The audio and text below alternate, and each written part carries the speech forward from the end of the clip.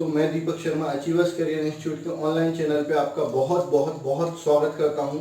ठीक है, हम क्लास 10 का 12 चैप्टर पढ़ रहे हैं, जो फिजिक्स पोर्शन में आता है, इलेक्ट्रिसिटी पढ़ रहे हैं। ठीक है, इससे पहले की जो लेक्चर है वहाँ पर मैं आपको आपका कॉम्बिनेशन ऑफ रजिस्टर यानी सीरीज कॉम्बिनेशन और पैरेलल कॉम्बिनेशन बता चुका हूँ। उसका इफेक्टिव रेजिस्टेंस, उसमें होने वाले न्यूमेरिकल भी थोड़े बहुत डिस्कस कर चुका हूँ, और आपसे भी मैंने बोला था कि कई सारे क्वेश्चन आप प्रैक्टिस करिए। ठीक है, जो समझ में नहीं आएगा वो आप मेरे को चैट के थ्रू भेज सकते हैं, मैं उसका सॉल्यूशन आपको वहां पर दे दूंगा। ठीक है, अब हम डिस्कस करने वाले हैं उसी चैप्टर में आगे हीटिंग इफेक्ट ऑफ करंट की। ठीक है, किसकी बात कर रहे हैं बेटा? Heating effect of current. ठीक, किसकी बात कर रहे हैं? हीटिंग इफेक्ट ऑफ करंट की बात कर रहे हैं कि हीटिंग इफेक्ट ऑफ करंट होता क्या है, इसको कैसे हम यूज करते हैं। तो आप समझिए क्या होता है heating effect of electric current. जब भी हम किसी कंडक्टर में, इलेक्ट्रिक कंडक्टर में क्या पास करते हैं? इलेक्ट्रिक करंट पास करते हैं, तो वो कंडक्टर क्या हो जाता है? गर्म हो जाता है। ठीक है, इसी इफेक्ट को हम क्या बोलते हैं? हीटिंग इफेक्ट ऑफ करंट बोलते हैं। ठीक है, तो when we pass electric current through a conductor, then it become hot. This effect of current is known as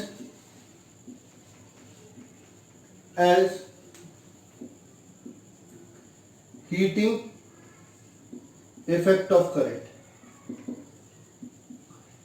ठीक है, यानी जब भी आप किसी कंडक्टर में क्या पास करते हैं? इलेक्ट्रिक करंट पास करते हैं, तो वो कंडक्टर क्या हो जाता है? गर्म हो जाता है। कोई भी आप डिवाइस ले लो, किसी भी डिवाइस, इलेक्ट्रिक डिवाइस को ले लो, आप जब भी उसमें क्या करते हो? करंट पास करते हो, वो गर्म जरूर हो जाता है। तो ये जो इफेक्ट होता है इलेक्ट्रिक करंट का, जिसके कारण वो डिवाइस क्या हो जाती है? गर्म हो जाती है, उस इफेक्ट को अपन क्या बोलते हैं? हीटिंग इफेक्ट ऑफ करंट बोलते हैं। अब बात आती है कि वो कितनी हीट प्रोड्यूस करेगा। तो the heat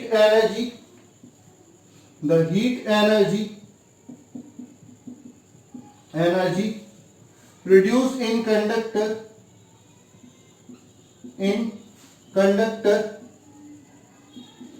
is equal to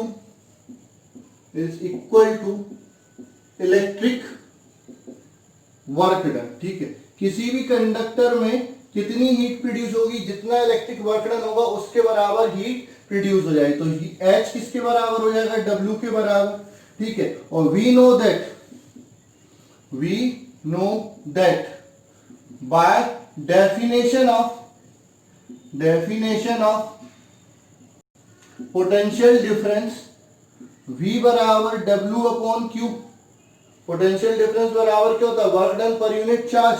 तो W बराबर क्या हो जाएगा? Q इंटू V, या W बराबर क्या हो जाएगा? V into Q। ठीक है, बाय द डेफिनेशन ऑफ, ठीक है, वेयर Q बराबर IT। क्यों? I क्या होता है? I बराबर Q बाय T होता है, तो Q बराबर क्या हो जाएगा? IT। तो W बराबर क्या हो जाएगा? VIT। ठीक है, ये आपका वर्क डन हो जाएगा। तो हीट बराबर भी क्या हो जाएगी? VIT। ये आपका heat produce in a conductor हो जाएगी। ठीक है, बाय ओम्स लॉ से क्या होता है? V is equal to IR। ठीक है, तो H बराबर क्या हो जाएगा? V की जगह IR इंटू IT। तो H बराबर क्या हो जाएगा? I square RT। इसी को हम क्या बोलते हैं? जूल्स लॉ बोलते हैं। क्या बोलते हैं? Joule's law. ये फॉर्मूले हो गए किसके? Heat produce in a conductor के। ठीक है, उसके बाद अपन बात करते हैं अगेन बाय ओम्स लॉ से। ठीक है, अगेन बाय ओम्स लॉ। ठीक है, अगेन बाय ओम्स लॉ। तो क्या हो जाएगा आपका? I V is equal to I R. तो I बराबर क्या हो जाएगा V अपॉन R, तो H बराबर क्या हो जाएगा I स्क्वायर की जगह V अपॉन R का स्क्वायर इंटू R T। तो यहां से क्या हो जाएगा H बराबर V square upon R square into R T, एक R से एक R कैंसिल, तो H बराबर V square upon R into T. तो ये आपके हीट के तीन फॉर्मूले हो जाते हैं। हीट की ऐसा यूनिट क्या होती है जूल, एनर्जी की जो यूनिट होती है वही आपकी हीट की यूनिट हो जाएगी जूल। अच्छा, ये फॉर्मूला कब लगाएंगे, ये फॉर्मूला आप तब लगाएंगे जब आपको पोटेंशियल डिफरेंस करंट और टाइम दिया हो, या फिर हीट दी हो, पोटेंशियल डिफरेंस दिया हो, टाइम दिया हो, करंट पूछा हो या हीट दी हो, मतलब इन चार पैरामीटर में से कोई तीन दिए और चौथा पूछा जाए तब ये फॉर्मूला लगाएंगे। मान के चलो आपको रेजिस्टेंस ऑफ कंडक्टर दिया, करंट दिया और टाइम दिया, तो ये वाला फॉर्मूला लगाएंगे, और वोल्टेज और रेजिस्टेंस दिया है तो ये वाला फॉर्मूला लगाएंगे। तो ये heat produce in a conductor हो जाता है। तो हीटिंग इफेक्ट ऑफ करंट समझ में आया और कितनी हीट प्रोड्यूस होती है उसका फॉर्मूला आपको समझ में आ गया। ठीक है, इसके बाद अपन बात करते हैं, इसके बाद अपन बात करते हैं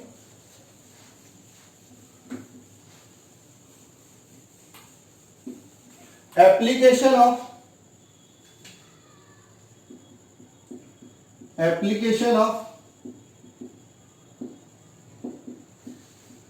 heating effect of electric current.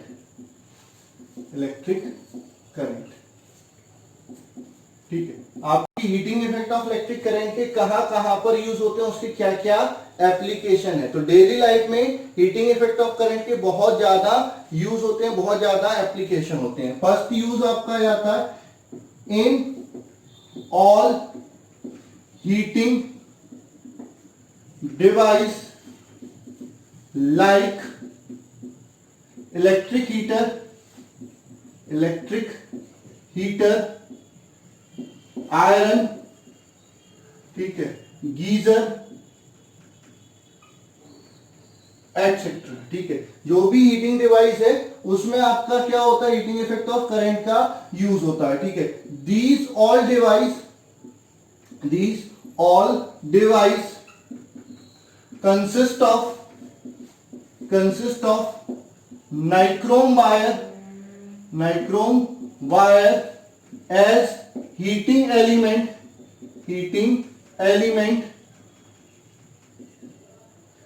because it is an alloy due to which it have high resistivity and hence produce large amount of heat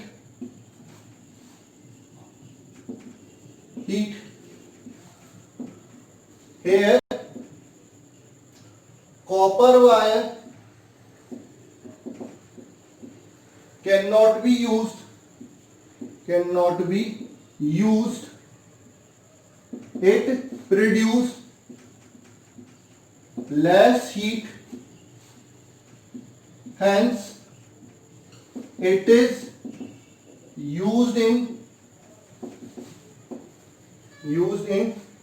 transmission cable.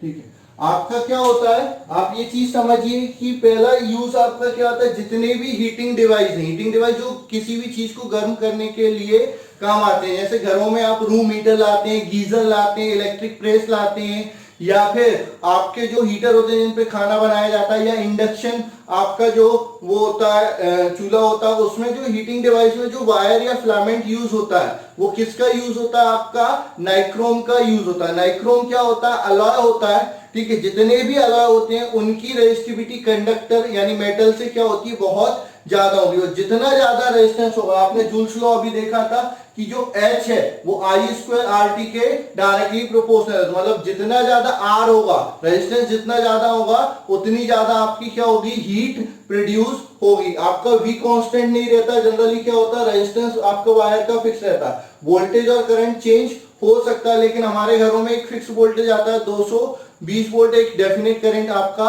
आता है, ठीक है। तो डेफिनेट करंट आ रहा है, एक सर्किट हमने ले लिया जिसमें 10 एम्पियर करंट आ रहा है, जितना ज्यादा रेजिस्टेंस आपका आएगा उतनी ज्यादा आपकी हीट प्रोड्यूस होगी। तो हीट आपका किस पर डिपेंड कर रहा है, रेजिस्टेंस पे। तो आप ऐसा मटेरियल लेंगे जिसकी रेजिस्टिविटी ज्यादा हो या रेजिस्टेंस ज्यादा हो। तो कॉपर और एल्यूमिनियम वायर का आप हीटर में यूज नहीं कर सकते, क्योंकि उनकी रेजिस्टिविटी कम होती है, वो कम हीट प्रोड्यूस करते हैं। उनका यूज कहां पर किया जाता है, ट्रांसमिशन केबल में किया जाता है। और हीटर में किस डिवाइस का यूज, किस वायर का या किस मटेरियल का यूज होगा, हीटर में नाइक्रोम के वायर का यूज होगा। क्यों होगा, because it have high resistivity, because it is an alloy. Alloy की रेजिस्टिविटी नॉर्मल मेटल से क्या होती है, ज्यादा होती है, इसलिए वहां पर अपन इसका यूज करते हैं। तो ये पहला एप्लीकेशन हो गया किसका, आपका हीटिंग इफेक्ट ऑफ करंट का। सेकंड एप्लीकेशन अपन बात करते हैं इन इलेक्ट्रिक बल्ब फॉर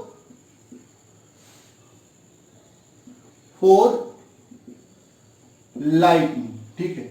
जो आपके पुराने बल्ब है, आजकल तो एलईडी का जमाना है, तो एलईडी में अलग कॉन्सेप्ट यूज होता है। पहले जो बल्ब यूज होते थे, जो येलो कलर के बल्ब यूज होते थे, उसमें आपने देखा होगा एक पतला सा वायर होता है जिसको अपन क्या बोलते हैं, फिलामेंट बोलते हैं, ठीक है। और उस बल्ब के अंदर हम क्या भर देते हैं, गैस भर देते हैं। कौन सी गैस भरते हैं, इनर्ट गैस भरते हैं। इनर्ट गैस में आपका नाइट्रोजन, आर्गन, इनका मिक्सचर या फिर आपका हीलियम वगैरह भर देते हैं। इनर्ट गैस क्यों भरी जाती है, इनर्ट गैस इसलिए भरी जाती है कि जो फिलामेंट है वो किसी और गैस के साथ रिएक्शन करके डैमेज ना हो या डिकम्पोज ना हो, उसका ऑक्सीडेशन ना हो, ठीक है, उसकी लाइफ लंबी चले, इसलिए अपन उसमें क्या भरते हैं, इनर्ट गैस भरते हैं। और अंदर का प्रेशर मेंटेन करने के लिए इनर्ट गैस भरी जाती है, ठीक है। दूसरा आपका जो फिलामेंट यूज होता है, उसमें किस मटेरियल का फिलामेंट यूज होता है, टंगस्टन का यूज होता है। तो टंगस्टन का फिलामेंट क्यों यूज होता है, आप जैसे ही उसमें करंट पास करते हो वो फिलामेंट बहुत ज्यादा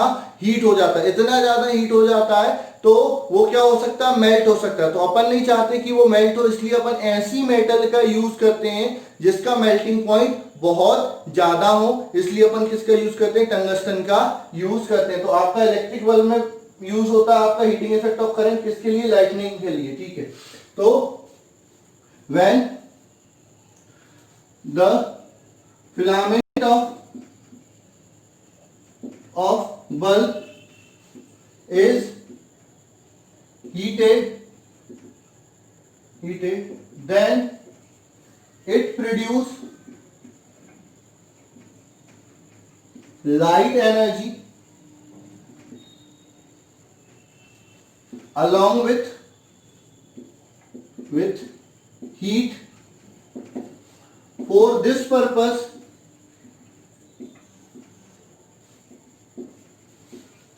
the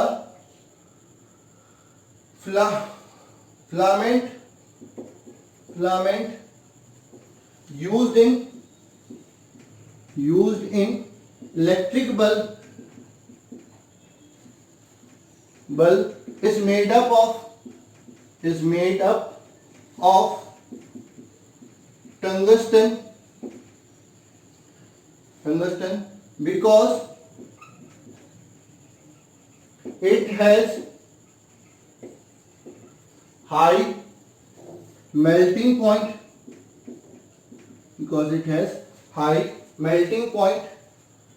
and bulb is filled with nitrogen or argon so that inert atmosphere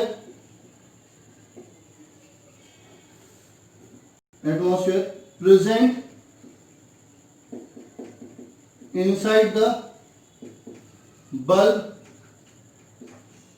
and life of filament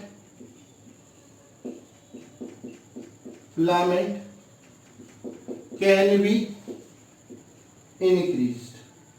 ठीक है, तो आपका क्या होता है, पहली चीज, पहला एप्लीकेशन है कि आपका हीटिंग इफेक्ट ऑफ करंट का कहां पर यूज होता है, पहला हीटिंग डिवाइस, जैसे कि आपका electric heater, geyser, electric kettle, iron, electric iron वगैरह में इसका यूज होता है। ठीक है, अब वहां पर हम किस मटेरियल का यूज करते हैं, नाइक्रोम वायर का यूज करते हैं एज अ हीटिंग एलिमेंट। क्यों यूज करते हैं, क्योंकि नाइक्रोम जो है अलॉय है, और अलॉय का रेजिस्टिविटी या रेजिस्टेंस क्या होता है, ज्यादा होता है, और रेजिस्टेंस ज्यादा होगा तो हीट भी ज्यादा रिड्यूस करेगा। ठीक है, दूसरी चीज, आपका दूसरा एप्लीकेशन कहां पर होता है, इसका इलेक्ट्रिक बल्ब में होता है, लाइट प्रोवाइड करने के लिए किया जाता है। ठीक है, उसमें क्या होता है, जब जैसे ही आप उसमें पतला सा फिलामेंट होता है, थिन फिलामेंट होता है, जिसका रेजिस्टेंस बहुत ज्यादा होता है, और उसके कारण रेजिस्टेंस ज्यादा होने के कारण वो हीट प्रोड्यूस करेगा, और वो हीट इतनी ज्यादा होती है कि वो किस में कन्वर्ट हो जाती है, लाइट में कन्वर्ट हो जाती है। तो आपसे बल्ब से दोनों चीजें मिलती हैं, हीट भी मिलती है और लाइट एनर्जी भी मिलती है। अब बल्ब में जो फिलामेंट यूज होता है वो किस मटेरियल का होता है, टंगस्टन मटेरियल का यूज होता है। टंगस्टन का क्यों यूज करते हैं, क्योंकि उसका मेल्टिंग पॉइंट बहुत ज्यादा होता है, 350 डिग्री सेंटीग्रेड, 3500 डिग्री सेंटीग्रेड से भी ऊपर होता है, तो इसलिए अपन टंगस्टन का यूज करते हैं। दूसरी चीज, साथ ही साथ जो बल्ब होता है, अगर आप उसमें कुछ नहीं भरोगे तो अंदर वैक्यूम हो जाएगा, वैक्यूम के कारण बाहर का प्रेशर ज्यादा होगा, बल्ब फट जाएगा। अब अंदर आपको क्या करनी पड़ेगी, गैस भरनी पड़ेगी। अगर नॉर्मल गैस, ऑक्सीजन या दूसरी गैस भरेंगे तो टंगस्टन जब वो गर्म होगा तो ऑक्सीजन से रिएक्ट कर लेगा और ऑक्साइड बना लेगा, और वो धीरे धीरे क्या होने लगेगा, डैमेज होने लगेगा। तो अंदर अपन क्या भरते हैं, इनर्ट गैस भरते हैं, इनर्ट गैस जो किसी से रिएक्शन ना करे। तो इनर्ट गैस में कौन आता है, एक नाइट्रोजन, बहुत कम रिएक्टिव होती है, लेस रिएक्टिव। क्यों, क्योंकि उसमें 3 बॉन्ड पाए जाते हैं। अभी बॉन्ड के बारे में नहीं पता तो छोड़ दो, आप इतना याद रखो, नाइट्रोजन बहुत कम रिएक्टिव होती है। उसके अलावा जो इनर्ट गैस का जो कॉलम है, जिसमें हीलियम, नियोन, आर्गन ये सब भरे जाते हैं, तो आर्गन वगैरह भी आप बल्ब के अंदर भर सकते हैं, नियोन वगैरह ट्यूबलाइट के अंदर भरी जाती है। तो ये आपके 2 एप्लीकेशन हो गए किसके, हीटिंग इफेक्ट ऑफ करंट के। थर्ड एप्लीकेशन आता है हीटिंग इफेक्ट ऑफ करंट का, इन फ्यूज वायर।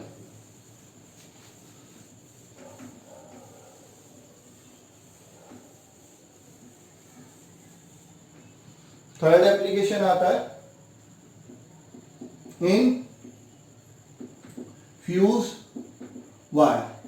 ठीक है, सबसे पहले बात आती है फ्यूज वायर क्या होता है। ठीक है, तो आपका क्या होता है, it is a thin wire which is connected in series with electric circuit to protect electric appliances from damage due to high current. क्या होता है, एक पतला सा वायर होता है जिसकी रेजिस्टिविटी बहुत ज्यादा होती है, मेल्टिंग पॉइंट बहुत कम होता है, उसको हम किसी सर्किट में सीरीज में लगाते हैं, जिससे कि जितने हमारे इलेक्ट्रिक एप्लियंस है, मतलब जितने भी इलेक्ट्रिक डिवाइस हैं, बल्ब है, पंखा है, फ्रिज है, टीवी है, कूलर है, इन सभी चीजों को हम क्या करें, कभी कभार अगर ज्यादा करंट आता है उससे डैमेज होने से बचा सकें, तो उस डिवाइस को, उस वायर को हम क्या बोलते हैं, फ्यूज वायर बोलते हैं। ठीक है, तो fuse wire it is a safety device which is connected in series with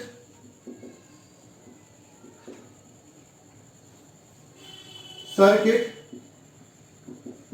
to protect home appliance from damage due to high current। ठीक है, ये एक ऐसी सेफ्टी डिवाइस है जो किसी भी सर्किट में सीरीज में लगाई जाती है, जिससे कि क्या होता है, जितने भी इलेक्ट्रिक एप्लियंस है, जितने भी इलेक्ट्रिक डिवाइस हैं, वो ज्यादा करंट अगर आएगा तो उससे डैमेज होने से क्या हो जाती है, बच जाती है। उसको अपन क्या बोलते हैं, फ्यूज वायर। ठीक है, properties of fuse wire,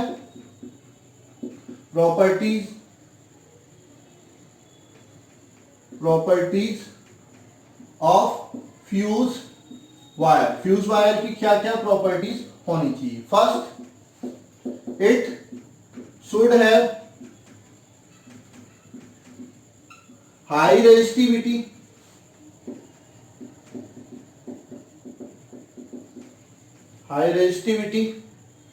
second high resistivity इसलिए जिससे ज्यादा हीट प्रोड्यूस हो।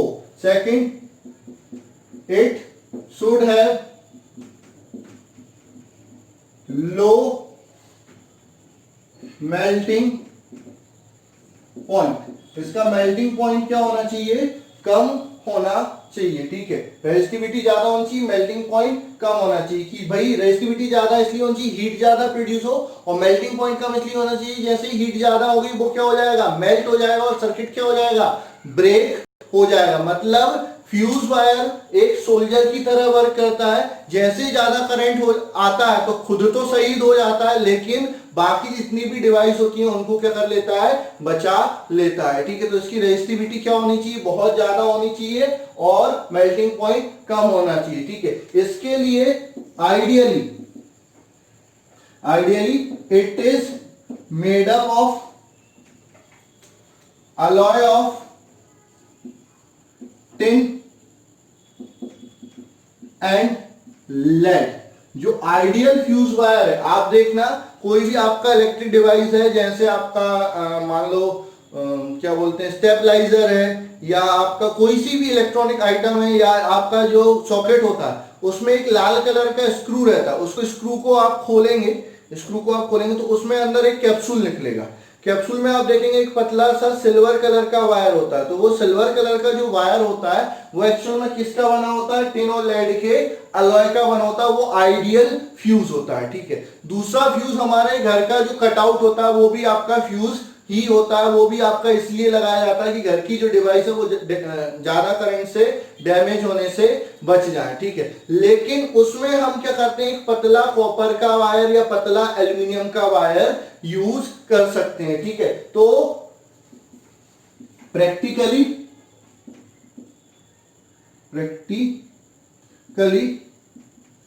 It is made up of thin copper और एल्यूमिनियम वायर, या फिर पतला कॉपर या एल्यूमिनियम वायर को भी हम एज अ फ्यूज यूज कर सकते हैं। आइडियली तो ये क्या होना चाहिए? अलॉय होना चाहिए किसका? टिन और लेड का। प्रैक्टिकली हम इसकी जगह पर क्या ले सकते हैं? थिन कॉपर या एल्यूमिनियम वायर को भी आप फ्यूज की तरह यूज कर सकते हैं। जितना ज्यादा पतला होगा उतना रेजिस्टेंस ज्यादा होगा, उतनी ज्यादा हीट प्रोड्यूस होगी, इसलिए अपन पतले वायर को प्रिफर करते हैं। तो आपका हीटिंग इफेक्ट ऑफ करंट हो गया, आपका क्या हो गया? Application of heating effect of current हो गया। अब मैं आपको एक इसमें क्वेश्चन होता है जूल्स लॉ, कभी कभार पूछ लेते हैं, तो पूछा जाता है right joules law. Joules law लिखिए। फॉर्मूला तो मैं बता चुका हूं हीट का, बस जूल्स लॉ को बस मैं लिख के बता रहा हूं कि किस तरह से आपका जूल्स लॉ आता है। ठीक है, अब अपन बात करते हैं जूल्स लॉ की। जूल्स लॉ, ठीक है, जूल्स लॉ क्या बोलता है? According to Joule's law the heat produced in a conductor is first directly proportional to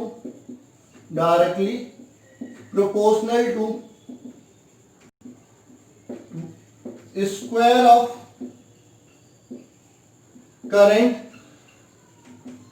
flowing through it। ठीक है, यानी किसी भी कंडक्टर में प्रोड्यूस होने वाली हीट उसमें पास होने वाले इलेक्ट्रिक करंट के स्क्वायर के डायरेक्टली प्रोपोर्शनल होती है। तो H प्रोपोर्शनल हो जाएगा किसके? I स्क्वायर के। ये इक्वेशन फर्स्ट हो गई। सेकंड डायरेक्टली प्रोपोर्शनल टू, कई लोग इसको एक ही सेंटेंस में लिख देते हैं, according to Joule's law the heat produced in a conductor is directly proportional to square of current flowing through it and directly proportional to resistance of conductor and directly proportional to time for which it flowing, और मैं 3 point में करके भी लिख सकता हूं। तो एक पॉइंट हो गया directly proportional to resistance of conductor,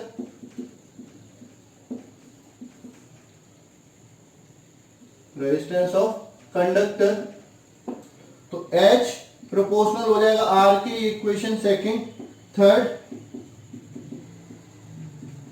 directly proportional to time for which electric current flowing through it. ठीक है, तो H प्रोपोर्शनल हो जाएगा T की, इक्वेशन थर्ड हो गई। अब अगर इन तीनों को कंबाइन करता हूं तो H प्रोपोर्शनल हो जाएगा किसके, I स्क्वायर आर टी के। अब जब भी प्रोपोर्शनलिटी का साइन हटता है तो क्या आता है, कांस्टेंट आ जाता है। तो H बराबर K I square R T, where K is proportionality constant, ये क्या हो जाएगा, प्रोपोर्शनलिटी कांस्टेंट, के की वैल्यू क्या हो जाएगी 1, तो H is equal to I square R T, ये आपका क्या हो जाएगा, जूल्स लॉ हो जाएगा। ठीक है, SI unit of electric energy क्या हो जाएगा, जूल। ऐसा यूनिट ऑफ इलेक्ट्रिक एनर्जी क्या हो जाएगी, जूल। फिर commercial unit of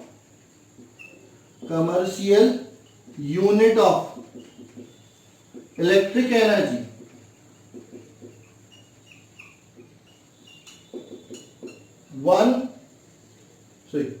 is kilo what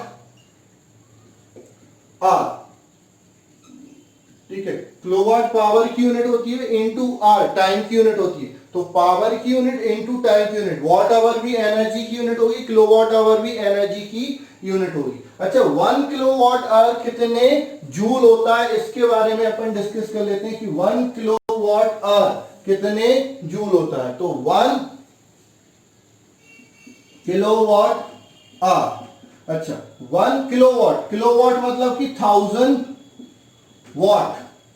ठीक है, आर मतलब घंटा, एक घंटे में कितने सेकंड होते हैं, तो एक घंटे में होते हैं कितने, इनटू 60 मिनट इनटू 60 सेकंड। ठीक है, वॉट इनटू सेकंड होता है जूल, वॉट इनटू सेकंड क्या होता है, जूल। ये 9th क्लास में आप वर्क पावर एनर्जी में पढ़ चुके हो, वॉट पावर की यूनिट होती है, वॉट इनटू सेकंड क्या होता है, जूल, या जूल पर सेकंड क्या होता है, वॉट।